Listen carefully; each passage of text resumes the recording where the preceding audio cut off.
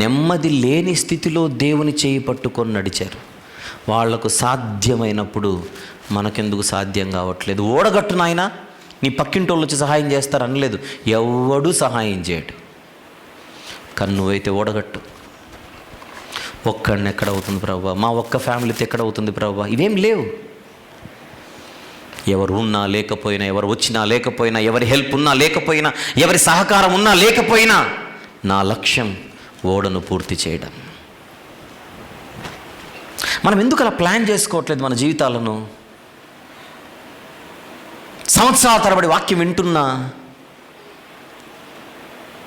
ఇప్పుడు కొత్తగా మన వాక్యం వింటుంటే ఇంతకుముందు నాకు ఈ గైడెన్స్ లేదండి, ఇంతకుముందు నాకు ఇవన్నీ తెలియవండి అని అనుకోవచ్చు. ఇప్పుడు అలా అనకూడదు. ఎందుకంటే సంవత్సరాల తరబడి వాక్యం వింటున్నాం. అన్ని కుటుంబాలకు సమస్యలు ఉన్నాయి, లేవనట్లేదు. కానీ ఆ ఉన్న సమస్యల నుంచి ఎలా బయటపడాలని ఆలోచించాలి. బయటపడుతూ ప్రభుతో నడవాలి. పూర్తిగా బయటకు వచ్చిన తర్వాత నేను ప్రభు దగ్గరకు వస్తానని లెక్కలు వేసుకుంటే సమస్యలు ఇంకా పెరుగుతూనే ఉంటాయి. పాయింట్ ఏంటంటే, ఏదో ఉంటుంది సమస్యకు, ఏదో పరిష్కారం ఉంటుంది. ఆ పరిష్కారం ఏంటో ప్రార్థనలో అడగాలి. నడిపిస్తాడు, దర్శనంలో కనపడతాడు అని చెప్పట్లేదు. భక్తాని భక్తికి మెచ్చితిని కోరుకోని కోరిక అనేం అడగడు. ఏదో సహాయం ఉంటుంది, ఏదో కింద సహాయం వస్తుంది, ఏదో కింద సహాయం ఖచ్చితంగా ఆ మార్గాన్ని తెరుస్తాడు. కానీ చేయవలసిందేంటి? కుటుంబ ప్రార్థన, కలిసి ప్రార్థన చేయాలి.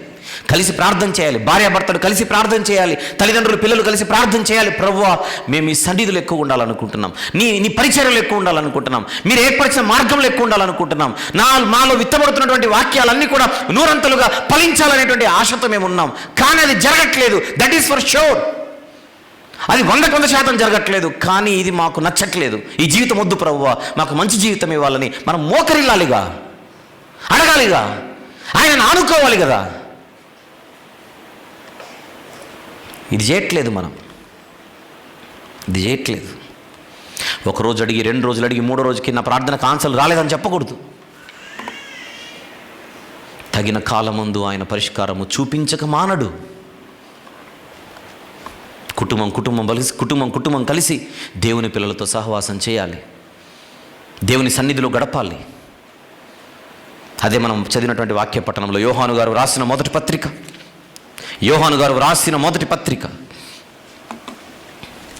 1వ అధ్యాయం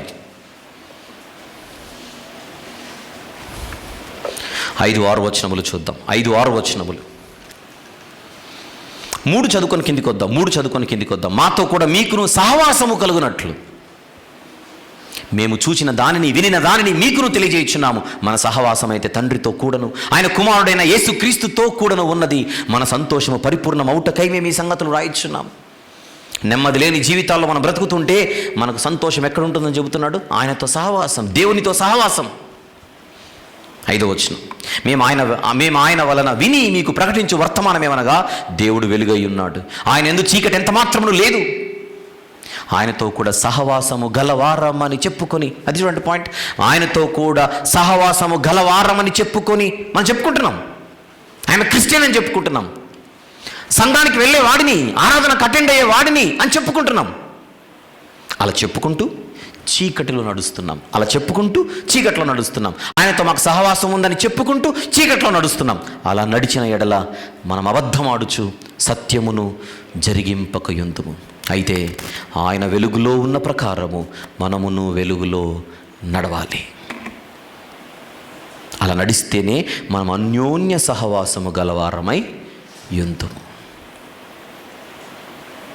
ప్రియులారా, జరుగుతున్న పరిచర్య, పడుతున్న ప్రయాస వ్యర్థము కాకూడదనే ఈ మాటలు మీ ముందుకు తీసుకొని వస్తున్నాను. జరుగుతున్న పరిచర్య వ్యర్థం అవ్వకూడదు, పడుతున్న ప్రయాస వ్యర్థం కాకూడదు. ఎలా వ్యర్థం అవుతుందని చెప్పనా? మీ కళ్ళ ముందు ఉన్న విందు ఎంత గొప్పదో మీరు గుర్తించకపోతే నష్టము మీకే. నేను గుర్తించకపోతే నాకే.